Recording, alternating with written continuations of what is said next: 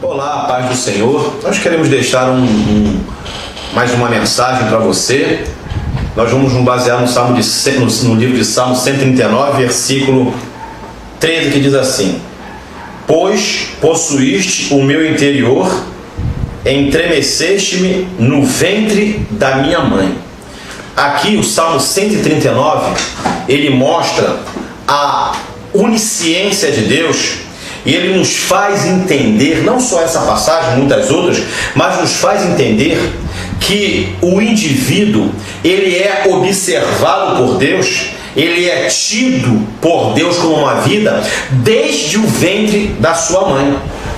Deus, quando se referiu a Jeremias, falou assim para Jeremias: Jeremias, eu te escolhi ainda dentro do ventre da tua mãe.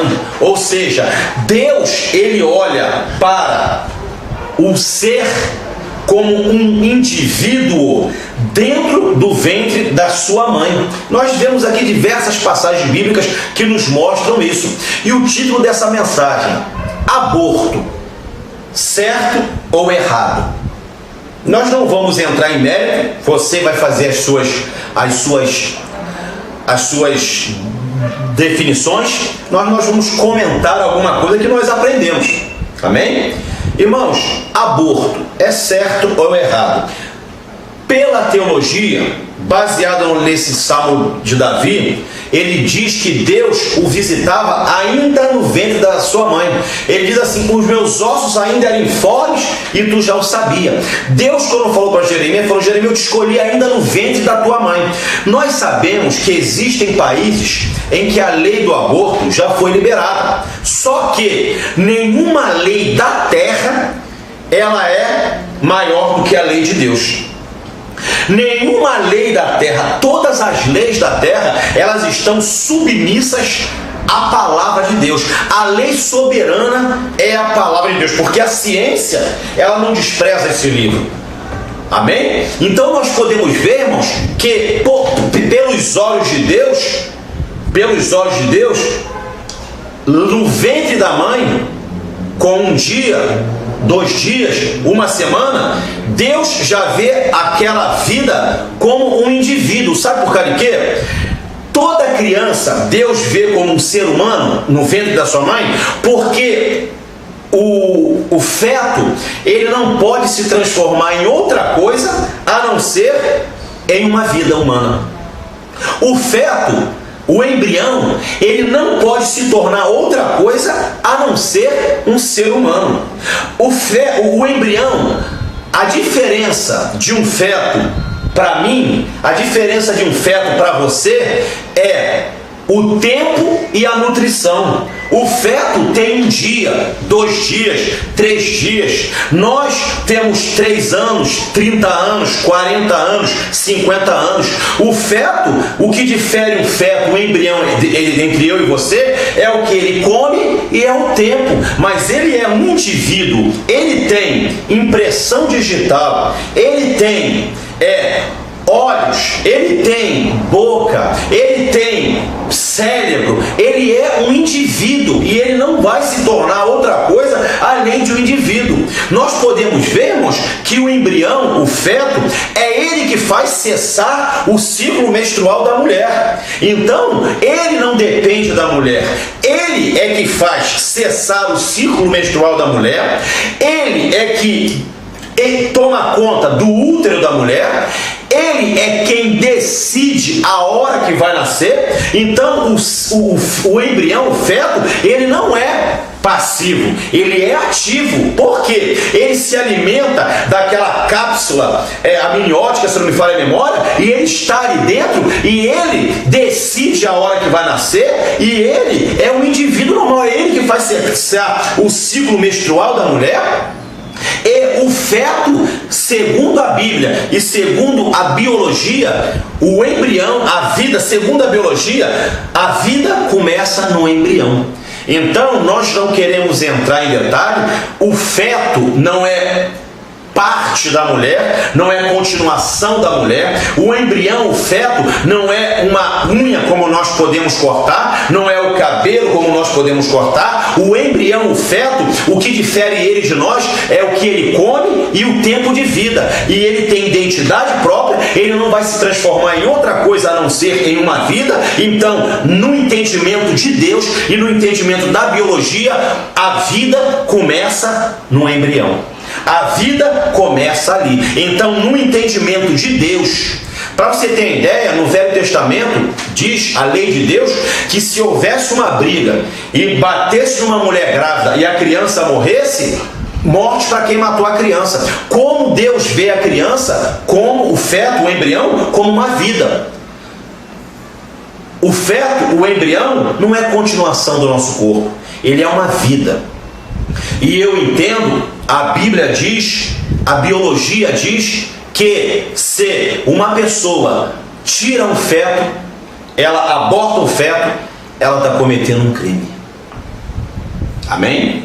Eu não vou entrar em detalhe. Nós poderíamos entrar na ciência, nós poderíamos entrar. Você quer aprender muito sobre isso? Veja uma fita do pastor Silas Malafaia, que ela diz o seguinte: homossexualismo, aborto e células croncos. Esse pouquinho que eu aprendi aqui, eu aprendi com ele. Não tenho vergonha de falar, eu aprendo muito com esse homem de Deus e com outros homens de Deus. Eu tenho mais de 400 fitas do ministério do pastor Silas Malafaia. E eu aprendi muito, nós já lemos outras coisas e eu agora vou entrar na prática. Nós estivemos no centro de recuperação sábado agora, e uma moça, quando nós passávamos, na hora da gente ir embora, eu observei que aquela moça estava me olhando muito, mas ela não falava nada comigo. E lá, as pessoas que vêm até a gente, porque esse centro de recuperação que nós temos ido, ele não é evangélico. E Deus é que tem nos honrado. Até nós, no final, nós vamos para a sala dos médicos e nós oramos pelos médicos lá dentro. Os médicos pedem oração. Pastor, a gente não pode orar lá fora, não, o senhor pode orar pela gente aqui dentro. E nós oramos pelo médico. Deus tem feito coisas sobrenaturais ali naquele centro de recuperação. Amém? E essa moça estava me olhando o tempo todinho. E na hora de eu ir embora, ela me chamou: pastor, eu posso falar com o senhor? Eu falei: pode. E minha esposa estava indo para o carro, com a Milton e a Rosângela, indo para o carro. E eu falei: pera um pouquinho. E ela falou assim para mim: pastor, ora por mim, pastor. Ele começou a chorar. Eu falei: por quê, meu irmão? Pastor, ora por mim, pastor. Eu sou uma miserável, eu sou uma desgraçada, pastor. Eu tenho que morrer, pastor. A princípio eu pensei, essa mulher está com um quadro de depressão devido à abstinência das drogas. E ela falou para mim o quê? Sabe o que ela falou para mim? Ela falou assim: pastor, sabe por que eu estou aqui? Sabe por que eu entrei nas drogas? Sabe por que eu comecei na bebida? Eu falei: por quê, meu irmão? Fica calmo. Por quê? Pastor, eu fiz um aborto, pastor.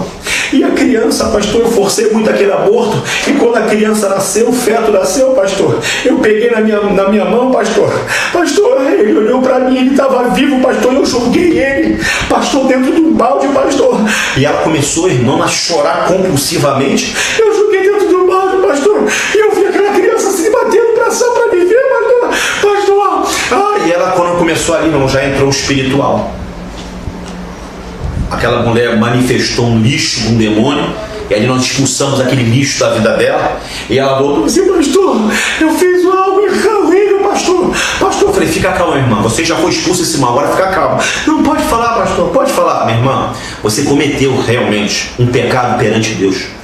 Você cometeu um pecado. Essa criança saiu, ela falou que olhou nos olhos da criança e a criança não olhou para ela. Tinha 4 meses ou 5 meses, a criança olhou para ela e ela tomou um susto. Quando a criança olhou para ela, ela jogou dentro do balde com água. E ela ali viu a criança, e quando ela viu a criança se debatendo, ela saiu. Quando voltou 1 hora depois, 2 horas depois, com não sei quem que estava com ela, a criança já estava morta. E eles pegaram e jogaram aquele feto fora. E eu falei para ela: senhora, você cometeu um pecado, mas o Senhor te perdoa. Não, pastor, Deus não vai me perdoar, pastor. Pelo que eu fiz, pastor, Deus não vai me perdoar. Irmãos, eu li em pesquisa, eu ouvi também, que um grande percentual, se não me falha a memória, mais de 45% de mulheres que fazem abortos, elas têm uma tendência a suicídio, a depressão e a dependência química. E aquela mulher, irmãos, ela estava desesperada, porque ela, segundo o que ela falou, ela viu a criança quando ela abortou, ela olhou a criança que ela estava viva. E ela então jogou. Eu falei: minha irmã, a irmã realmente cometeu diante de Deus um pecado, porque Deus é um pecado, a irmã tirou uma vida, mas não quer dizer que a irmã tem que se destruir por causa disso. Deus perdoa a senhora. Não, pastor, eu falei, minha irmã, se a irmã me chamou aqui, é porque a irmã quer ouvir de Deus, não quer? Ou a irmã acredita que eu estou representando Deus para você, a irmã que eu digo não era cristã ela. Ou você acredita que eu estou representando Deus para você, ou você não acredita. Olhe para mim, qual é o seu nome? Ela falou, fulano. Falei, fulano, olha nos meus olhos. Eu, minha esposa, que aí já voltou minha esposa, e o pessoal, olha nos meus olhos. Você crê que eu sou de Deus? Creio. Você crê que eu represente Deus aqui? Você crê que eu represento Deus aqui nessa terra e nesse lugar? Creio, creio. Então você tem que me ouvir. O Senhor perdoa você. Você cometeu um pecado, mas pela sua atitude eu vi que você está arrependida. As tuas lágrimas demonstram que você se arrependeu. O seu choro demonstra que você se arrependeu. E a confissão demonstra que você se arrependeu. Você quer o perdão de Deus? Quero, pastor, é tudo que eu quero na minha vida. Eu entrei nas drogas por causa disso, na bebida, porque isso estava na minha mente. Quem fazia isso na sua mente era Satanás.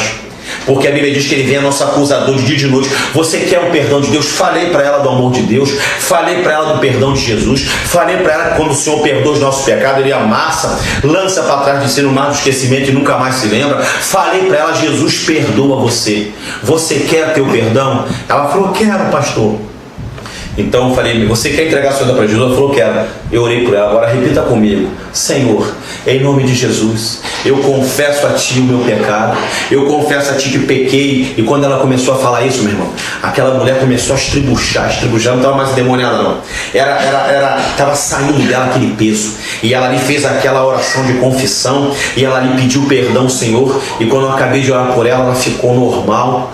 E ela falou, pastor, assim mesmo, pastor, parece que saiu de mim um peso, pastor, eu estou me sentindo tão leve. Eu falei, mas saiu o peso. Era o peso da culpa, era o peso do pecado. Jesus perdoou você. Ele deu para você o perdão. Não se condene mais. Eu falei para ela assim, o apóstolo Paulo, ele matou, ele consentiu na morte de Estevão. O apóstolo Paulo, ele perdia os cristãos, maniatava, torturava para que negassem a Cristo. E ele disse o seguinte, eu não posso mais carregar esse peso na minha vida. Diz o apóstolo Paulo, uma coisa eu faço, e é que, me esquecendo das coisas que para trás ficam, prossigo para as que estão adiante de mim. Minha irmã, prossegue. Olha, está aqui a minha esposa, eu já fiz muito mal para ela. Mas, quando eu vim para Cristo, eu tive que entender que Cristo me perdoou. E eu tinha que me perdoar. Primeiro, Cristo me perdoou. Segundo, eu me perdoei. Eu pedi perdão a ela, ela me perdoou. Acabou. O fardo do pecado foi embora. E foi assim na sua vida. Eu encerro aqui agora, você que está me ouvindo. Se você um dia praticou um aborto, dobre o seu joelho. Peça perdão ao Senhor.